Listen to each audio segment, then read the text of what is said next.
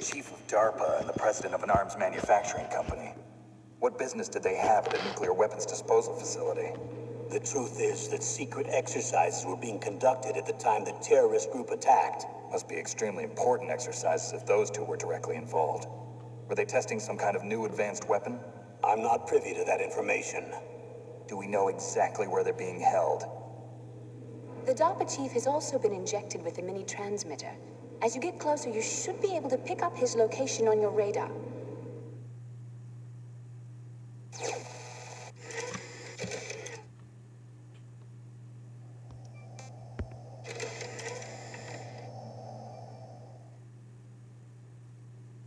Do they really have the ability to launch a nuclear missile? They say they do.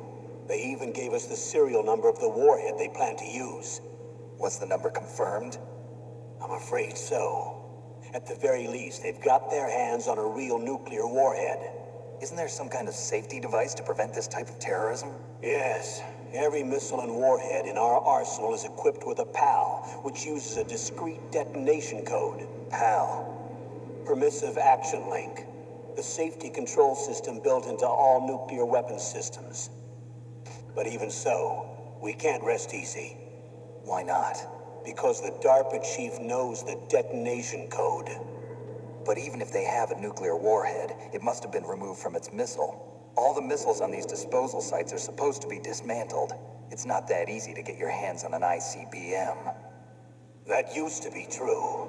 But since the end of the Cold War, you can get anything if you have enough money and the right connections.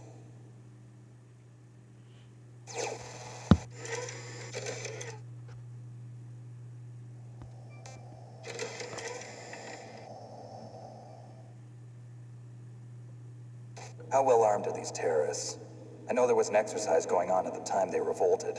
They're heavily armed, I'm afraid. What about their battle experience? The 6 members of Foxhound in charge are all hardened veterans.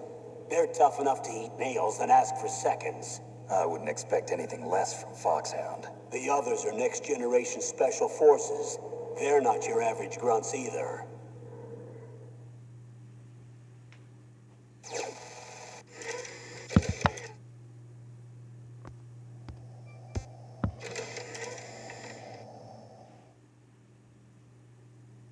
So what exactly are they demanding? A person's remains. Remains? That's right. To be more accurate, cell specimens which contain the individual's genomic information. Cell specimens? Why would they want that? The terrorists need them. You see, these next-generation special forces have been strengthened through gene therapy. Strengthened? You've heard of the Human Genome Project. Mapping the human genome, and they're nearly finished. Following up on this research, the military has been working towards identifying those genes which are responsible for making effective soldiers. There are genes that do that? Yes. And using gene therapy, they're able to transplant those genes into regular soldiers. Gene therapy? I'll explain this part. With gene therapy, we can remove those genes which we know may lead to sickness or disease, and at the same time splice in genes with beneficial effects, such as resistance to cancer, for example. In other words, we can overcome all sorts of genetic diseases, and at the same time add genetic characteristics as desired. Okay. And so if you knew what genes were responsible for making the perfect soldier, you could implant them in the same way, right? Yes, we could. But it all depends on being able to isolate and identify those soldier genes. And in order to do that, it's helpful if you can study the genomic information of one of the greatest soldiers ever.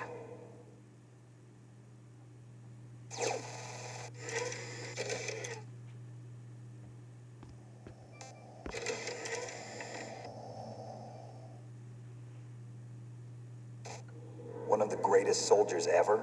The man they call the greatest warrior of the 20th century. You don't mean Big Boss. That's right.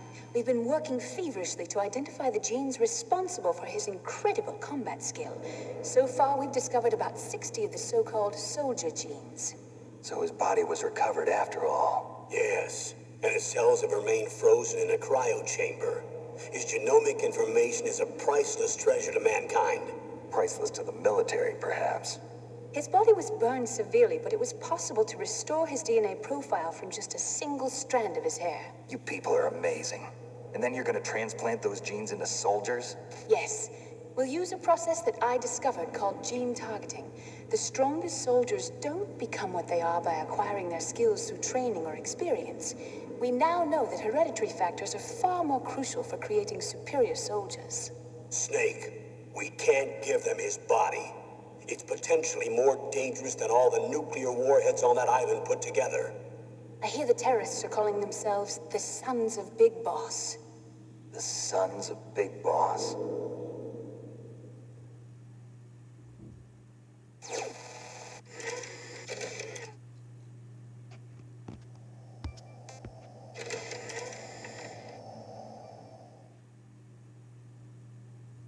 Tell me about these next-generation special forces.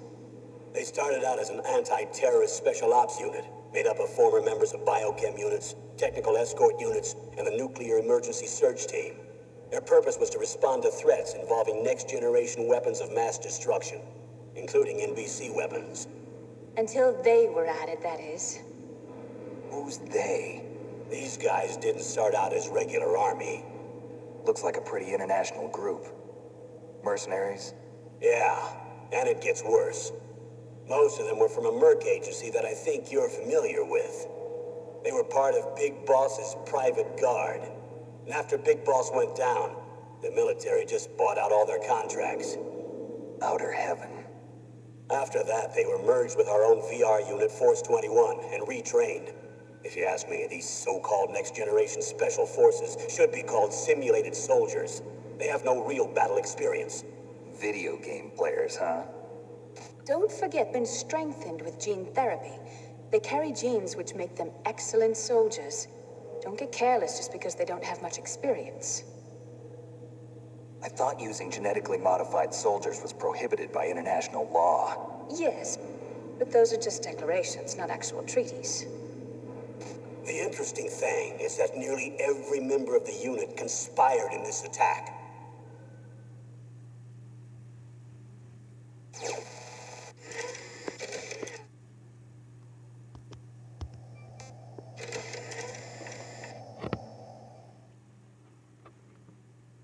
How could an entire unit be subverted to rebellion?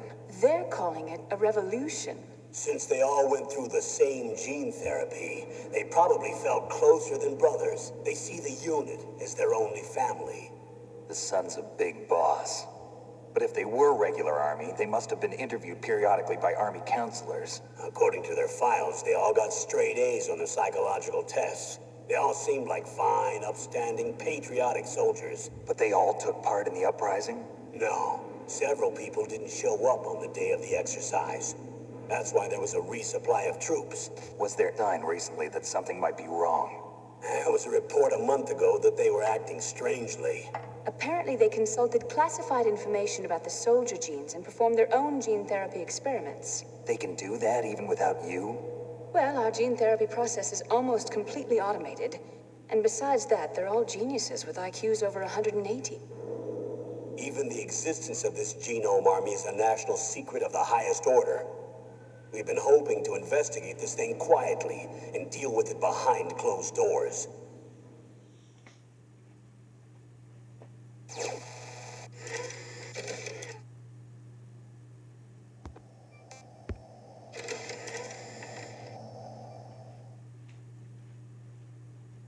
High-Tech Special Forces Unit Foxhound. Your former unit, and one that I was a commander of.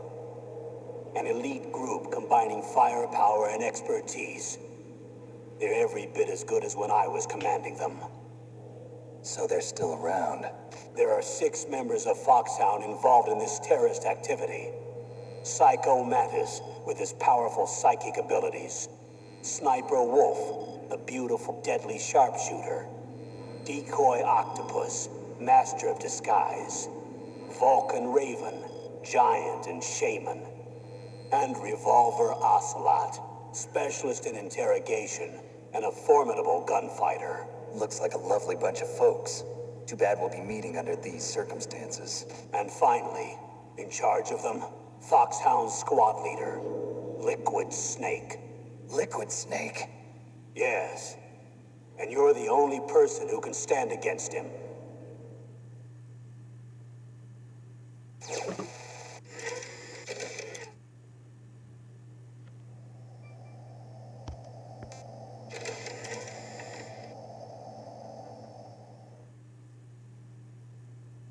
Liquid Snake.